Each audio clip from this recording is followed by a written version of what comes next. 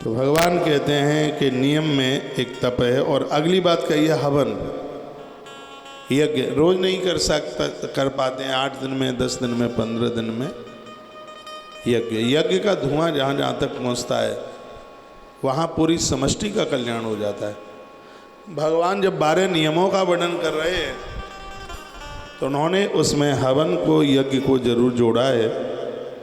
वो कहते हैं यज्ञ कीजिए, हवन कीजिए, ये उनका कहना है। अगली बात कहते हैं श्रद्धा। श्रद्धा भी सात्विक होनी चाहिए। श्रद्धा सात्विक धेनु सुवाई। सतोगुणी श्रद्धा तो बिल्कुल गौ माता की तरह है एकदम। गैया का दूध अमृत बना देता है, मरने नहीं देता। जिनके जीवन में अपार श्रद्धा है वो भी इस धरती पर सुरक्षित रहते हैं, वो जल्दी दुनिया छोड़ करके नहीं जाते। श्रद्धा का बहुत बड़ा प्रभाव है। तो श्रद्धावान बनिए।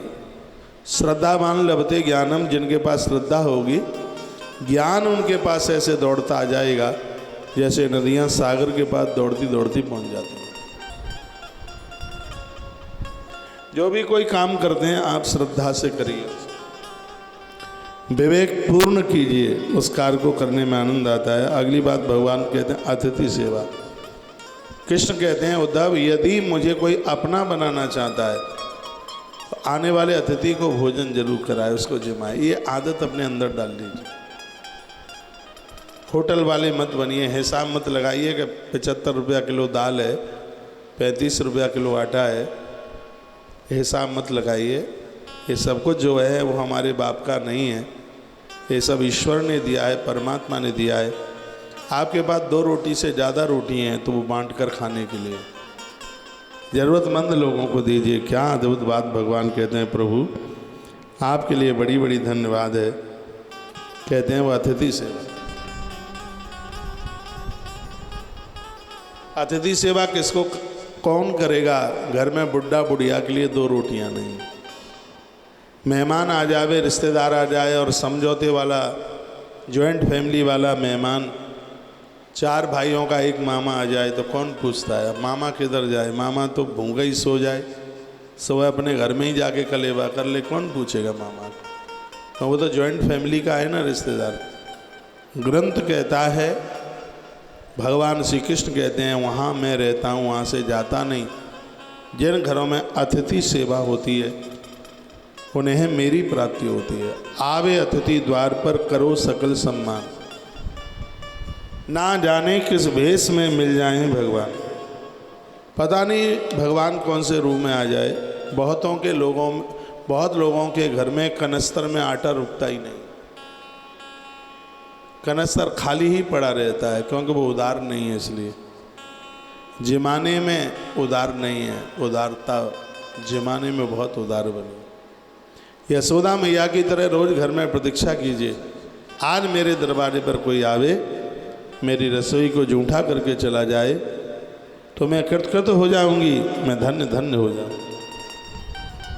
मन में वह ऐसा विचार करे। एक कथा आती है कि एक रानी और राजा ने आतिथ्य सेवा के लिए अपने बच्चे के 2 भाग करके उसको सिंह के सामने डाल दिया। वो मूरध्वज की कथा आती है। प्राणों की आहुति डाल करके भी अतिथि सेवा होती है तो करनी चाहिए। होटल के मालिक मत बनिए, एक परिपक्व गृहस्थी बनिए। और गृहस्थी व्यक्ति तभी बढ़िया जब ब्रह्मचारी, वानप्रस्थी और सन्यासी तीनों को भोजन देता है। ऐसा जीवन जीने की कोशिश कीजिए, उस जीवन को जीने में बहुत आनंद आएगा। अतिथि सेवा। भगवान अगला सूत्र कहते हैं मेरी पूजा, भगवान की पूजा, परमात्मा को वंदन प्रणाम। लाखों काम करने से पहले भगवती पूजा, भगवती आराधना होती। करोड़ों काम करने से पहले कोटिम तुक्ताम हरिम स्मृत। करोड़ों काम करने से पहले भगवान के काम कीजिए। कोटिम तुक्ताम हरिम स्मृत। करोड़ों करोड़ों कार्यों को करने से पहले ये भगवती कार्य कीजिए। जीवन निहाल हो जाएगा, जीवन कृतकृत हो जाएगा। उदार बन के रसोई बनाइए। दोपहर में घर में भोजन बनता है तो इतना ज़्यादा बनाइए, कोई भूखा आ भी जाता है तो उसके लिए कुछ रोटियां बच जाए। इतने उदार बनिए। दोपहर के समय घर में भोजन का कम पड़ जाना, इससे घर में वृद्धि नहीं होती, बरकत नहीं होती। तो मध्य जो भोजन है तो उसको थोड़ा एक्स्ट्रा, थोड़ा ज़्यादा बनाइए। पता नहीं भगवान कौन से रूप में तुम्हारी देहली पर आकर तुम्हारे घर की रसोई को जूठा करके चले जाए। तो भगवान के शब्द हैं, उन्हीं के शब्दों में मैं आपसे बात कर रहा हूँ। वो कहते हैं अतिथि सेवा, और अगली बात कहते हैं मेरी पूजा। भगवान कहते हैं मेरी पूजा करें। गीता का एक श्लोक है, सर्वधर्मान परित्यज्य मामेकम शरणं व्रज अहम ताम सर्व पापेभ्यो मोक्षयिष्यामि मा शुचः। वो कहते हैं दुनियादारी के चक्कर में पड़ने से तू मेरी तरफ चल कर के आ जा। भगवान कहते हैं सर्वधर्मान परित्यज्य, सभी धर्मों को छोड़कर मामेकम सर्व मेरे पास चल के आ जा। कौन से धर्मों को छोड़ करके? भगवान ने ये नहीं कहा कि गणेश की पूजा छोड़ दो, कि पार्वती की पूजा छोड़ दो, राम जी की पूजा छोड़ दो। जहाँ तुम पीर पैगंबरों पर चदरें उड़ाने में लगे हो, कहाँ कहाँ जाते हो, कहाँ गंडा ताबीज के चक्कर में भटक रहे हो, झाड़ू फूंकी में भटक रहे हो, भगवान कहते हैं सब छोड़कर जिस दिन तू मेरे पास आ जाएगा उसी दिन से तेरा पूरा भजन जिम्मेवारियां मैं ले लूँगा। लेकिन अपने देवता पर भरोसा नहीं है, कहाँ कहाँ चक्कर लगाते रहते हैं, कहाँ कहाँ जाते रहते हैं। भगवान ने कहा नहीं, मेरी पूजा करो, ये नियम ले लो, मेरी पूजा में जुड़ जाइए। और अगली बात कही तीर्थ यात्रा। साल में एक बार तीर्थ यात्रा के लिए जरूर निकलिए। कहीं भी किसी भी तीर्थ में जाइए, वर्ष में एक बार तीर्थ यात्रा के लिए अवश्य में निकले। साल में एक आध बार तो जाए। गोस्वामी जी ने बड़ी चौपाई सुंदर डाली है। वो कहते हैं चरण राम तीर्थ चल जाई, राम बसों तिनके मन माई। हे राम, जिनके चरण तीर्थ यात्रा के लिए जाते हैं, हे राम, उनके हृदय में आपका वास हो। आप वृंदावन आए हैं, साल में एक आध बार आते रहिए। श्रीधाम वृंदावन बड़ा अद्भुत है। मैं तो धोखे से आ गया, फिर लौट के ही नहीं गया। ऐसे आया क्लास के बच्चों के साथ टूर में बिहारी जी का दर्शन, रंग जी का दर्शन करने के लिए। जब हमें स्कूल में बताया जा रहा था कि वृंदावन ऐसा है, वहाँ एक सोने का खम्मा है, सोने का खम्मा, तो यही कल्पना करते थे कितना सोना उसमें लगा होगा। सोने का खम्मा, रंग जी के मंदिर में सोने का खम्मा। कहा जाता था कि वहाँ ऐसे पेड़ हैं जो कभी सूखते नहीं हैं, वो निधिवन सेवा कुंज के वृक्ष हैं। टूर में से आना हुआ इस वृंदावन को देखने के लिए, लेकिन वृंदावन वाले कृष्ण ने ऐसी कृपा करी है, लौट करके जाने ही नहीं दिया उसने, उसकी बड़ी कृपा हुई।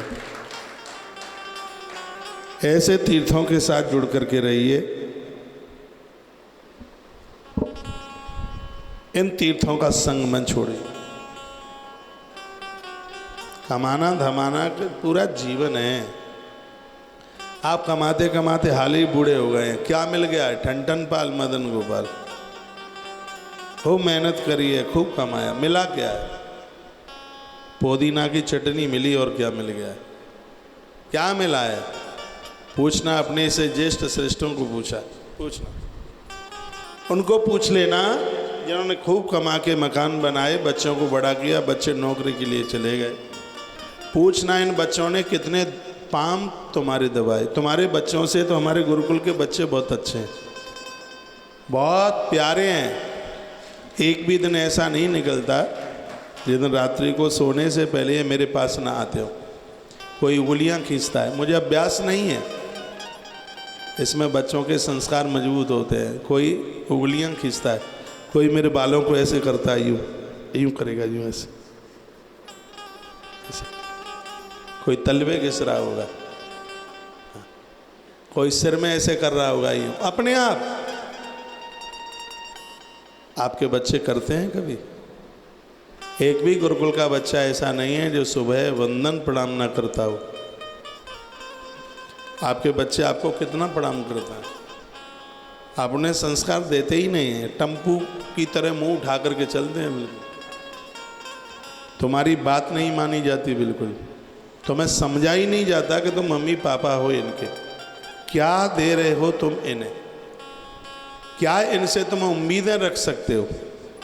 तुम तो खाली नाम मात्र के मम्मी पापा बने हुए बैठे हो, कुछ भी नहीं है, बिल्कुल नहीं, कुछ भी नहीं, सब रेडम रेड पिट गई है, कुछ नहीं है।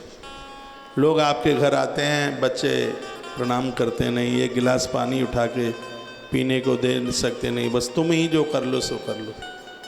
आज का कल्चर ऐसा हो गया है जहाँ पर संस्कारों का अकाल पड़ गया है, संस्कार बिल्कुल बचे नहीं हैं। बुरा ना मानिए, ये कमी बेटों में ही नहीं, ये कमियाँ बेटियों में भी चल के आ गई। पहले बच्चे लेट जगते थे, बेटियां सुबह जल्दी जागती थीं। आज वहाँ भी कंपटीशन में बेटियां भी 10-10 बजे जागती हैं। कहती हैं मम्मी मुझे तो तू बोलती रहती है, भाई को तो तू कुछ नहीं बोलती। बेटी को ये नहीं पता है कि तो दूसरे घर की अमानत है। तेरे लिए इस प्रकृति ने जानकी बनने की उम्मीदें रखी हैं, तेरे लिए इस धरती ने पार्वती बनने की उम्मीदें रखी हैं। तेरे ऊपर बेटा इस प्रकृति ने बहुत कुछ सजो करके रखा है। हाल माता पिता को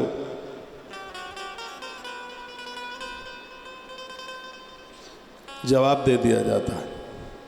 मैं एक बार इस फिर पवित्र व्यासपीठ से मैं निवेदन करना चाहूँगा, ये कुछ चीज़ें हैं, इनको अपने जीवन में रखिए। तीर्थ यात्रा, तीर्थ यात्रा में जाएं तो ऐसे जाएं जैसे ये लगे कि अब हम ऊपर की यात्रा करने को जा रहे हैं। तीर्थ यात्रा पहले लोग जाते ही थे ऐसे, पहले लोग ऐसे ही जाते थे।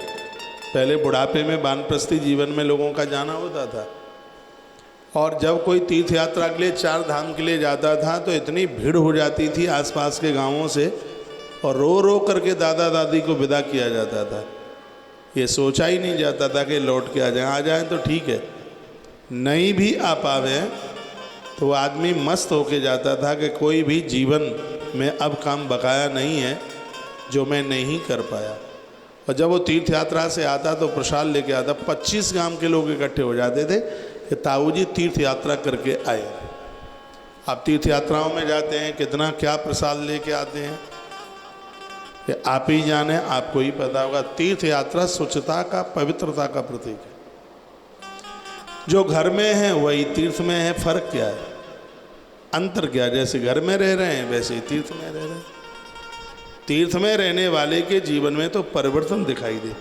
अरे भैया घर में 8-9 बजे जगते हो, तीर्थ में आए हो, भोर में जल्दी जागिए, स्नान करिए, यमुना का दर्शन कीजिए, बिहारी जी का दर्शन कीजिए, जप कीजिए, भगवान का चिंतन कीजिए, तीर्थ में आए हो, उससे मन खुश होगा। और ये मैं बहुत स्टाम्प ठोक करके कह सकता हूँ, जो सुख की संपदा एकांत में अकेले में बैठकर चिंतन करने में, जप करने में है, आपको कुबेर का पूरा भंडार दे दिया जाए, वो शांति उसमें भी नहीं हो सकती। यदि धन में शांति होती तो रावण शांत नहीं रह लेता।